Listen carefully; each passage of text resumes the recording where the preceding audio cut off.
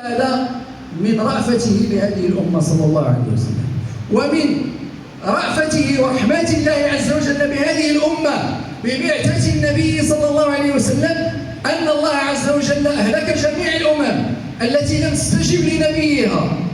كل الأمم اللي ما استجبش للنبي ديالو وعبد الله عز وجل استأصلهم الله تبارك وتعالى. فالله تبارك وتعالى استأصل قوم هود وقوم صالح وقوم شعيب، كلهم استأصلهم الله تبارك وتعالى، عاقبهم عقاب استئصال ما خلى فيهم حتى واحد إلا هذه الأمة. هذه الأمة بعظمة النبي صلى الله عليه وسلم وبفضل رسولنا صلى الله عليه وسلم وبمكانته عند ربه سبحانه وتعالى سأل الله عز وجل أن لا يهلك هذه الأمة، فاستجاب الله عز وجل له. قال الله تبارك وتعالى: وما كان الله معذبهم وأنت فيهم وما كان الله معذبهم وهم يستغفرون. وفي الحديث: إن الله زوالي الأرض فرأيت مشارقها ومغاربها وإن أمتي سيبلغ ملكها ما زوي لي منها وأعطيت الكنزين الأحمر والأبيض وإني سألت الله لأمتي ألا يهلكهم بسنة بعامة، ألا يهلكهم بالجفاف والقحط، وأن لا يسلط عليهم عدوا من سوى أنفسهم فيستبيح بيضتهم. فالله تبارك وتعالى أعطاه أن لا يهلك أمته بسنة بعامة. الله تعالى مع عمره يهلك هذه الأمة بالقحط، وأن لا يسلط عليهم عدوا من سوى أنفسهم فيستبيح بيضتهم. يعني شيء ولو اجتمع عليهم من يختارها كما قال النبي صلى الله عليه وسلم، ولو اجتمعت الدول كلها على الإسلام وعلى حرب الإسلام وعلى استئصال الإسلام فلا يستطيع إلى ذلك سبيل، لأن الله حافظ هذا الدين وحافظ القرآن الكريم وحافظ لهذه الأمة دينها. ولو اجتمع عليهم من بأقطارها إنسا وجنا فلا يستطيع أن يزيل هذه الأمة. بارك الله لي ولكم في القرآن الكريم وفي حديث سيد الأولين والآخرين، وآخر دعوانا أن الحمد لله رب العالمين.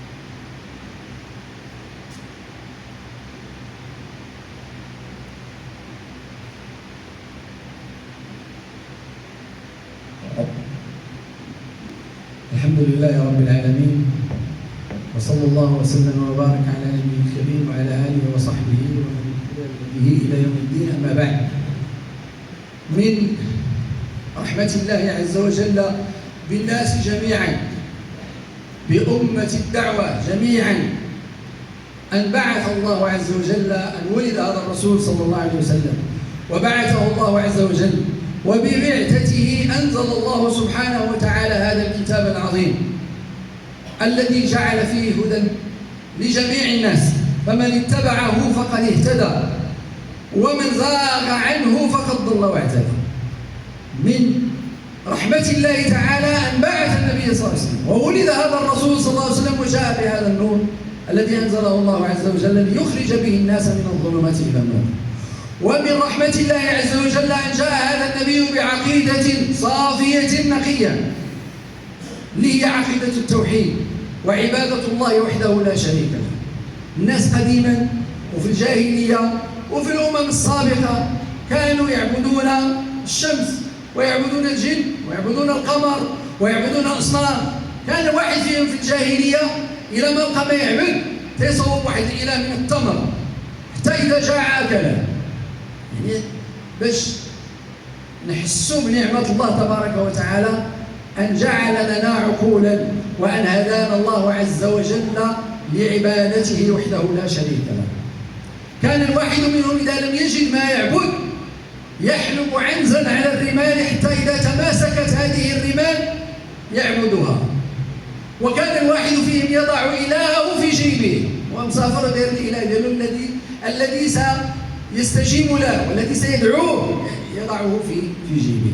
فجاء نبينا محمد صلى الله عليه وسلم بعقيدة التوحيد الصافية النقية اللي فيها ربط العباد بالله تبارك وتعالى، ربط العباد بعبادة الله عز وجل وحده لا بعبادة أي شيء آخر. تصوروا أنهم كانوا يذبحون لها ويتقربون لها ويسألونها من دون الله ويتمسحون بها ويطوفون بها، كل هذا كان في الجاهلية الجهلاء ولا زال منه الكثير، لكن الإسلام جاء لمحو هذه الآثار الجاهلية بعبادة الله عز وجل وحده، وأن المساجد لله فلا تدعوا مع الله أحدا. إذا سألت فاسأل الله، وإذا استعنت فاستعن بالله. هذا الشيء اللي جاء به النبي صلى الله عليه وسلم، أن يربطك بربك سبحانه وتعالى النافع الضار سبحانه وتعالى، المعطي المانع سبحانه وتعالى، المحيي المميت سبحانه وتعالى. من رحمة الله عز وجل أن بعث هذا النبي الذي جاء بعبادات جليلة، عبادات تحس فيها بالطمأنينة، تحس فيها بالطهارة والنقاء. شرع لنا الوضوء اللي هو طهارة للذنوب وطهارة للأبدان. قال النبي صلى الله عليه وسلم: إذا توضأ العبد المسلم وانتهى من الوضوء خرج من تحت من جسده كل الخطايا حتى تخرج من تحت أظفاره، بالإضافة إلى الطهارة الحسية المعروفة. في الصلاة قال النبي صلى الله عليه وسلم: أرأيتم لو أن نهرا بباب أحدكم يغتسل فيه 5 مرات في اليوم أيبقى من ضرره شيء؟ قالوا: لا يا رسول الله. قال: كذلك الصلوات الخمس. الصلوات الخمس يطهر الله عز وجل بها القلوب ويطهر بها الأبدان. وهكذا في الزكاة اللي هي فعلا طهارة ونماء للأموال ولصاحب الأموال، وهكذا في الحج، وهكذا في سائر العبادات التي شرعها الله عز وجل. شرع الله أيضا معاملات العبد مع ربه سبحانه وتعالى، معاملات العبد مع زوجته، مع أبنائه، مع والديه، مع جيرانه، مع البائع المشتري. كل هذه العبادات مسطرة ولا يمكن أن تتغير بتغير الزمن إلى أن يرث الله الأرض ومن عليها. إن هذا دين من الله تبارك وتعالى لا يمكن أن يخضع للأزمنة ولا يمكن أن يخضع لتغير الأمكنة، بل هو صالح لكل زمان ومكان. إلى غير ذلك مما الله تبارك وتعالى من به ببعثة هذا النبي صلى الله عليه وسلم، وهذا ذكرنا بعض النقاط فقط. وبذلك تكون الرحمة التي بعث بها الحبيب المصطفى صلى الله عليه وسلم سارية في حياة الناس، وهي التي تجعلهم مطمئنين نفسيا وعقليا وجسديا وأسريا واجتماعيا، فيسعدون ويسعدون ويحيون حياة طيبة في الدنيا ويفوزون برضوان الله والنعيم المقيم في الجنة. ألا فاتقوا الله عباد الله، وتأسوا بالنبي صلى الله عليه وسلم في العبادات وفي المعاملات وفي العقيدة وفي الأخلاق وفي السلوك، وأكثروا من الصلاة عليه والتسليم. اللهم صل وسلم على سيدنا محمد في الأولين، وصل وسلم على سيدنا محمد في الآخرين وفي الملأ الأعلى إلى يوم الدين. وارض اللهم عن الخلفاء الراشدين المهديين أبي بكر وعمر وعثمان وعلي وعن سائر الصحابة أجمعين. وانصر اللهم من وليته أمر عبادك وجعلته ظلا وارفا على بلادك، مولانا المنصور بفضلك وإحسانك، أمير المؤمنين جلالة الملك محمد السادس، نصرا تعز به الدين وترفع به راية الإسلام والمسلمين. اللهم احفظه بحفظ كتابه وبارك له في الصحة والعافية، وكر عين جلالته بولي عهده المحبوب صاحب السمو الملكي الأمير جليل مولاي الحسن، مشدود الأزر بسلمه السعيد الأمير جليل مولاي رشيد، وباقي أفراد الأسرة الملكية الشريفة. وتغمد اللهم برحمتك الواسعة ومنتك السابقة الملكين الجليلين مولانا محمد الخامس ومولانا حسن الثاني. اللهم طيب ثراهما وأكرم مثواهما في المنعم عليهم من النبيين والصديقين والشهداء والصالحين، واجزئهما عن الأمة والوطن خير ما جزيت محسنا عن إحسانه.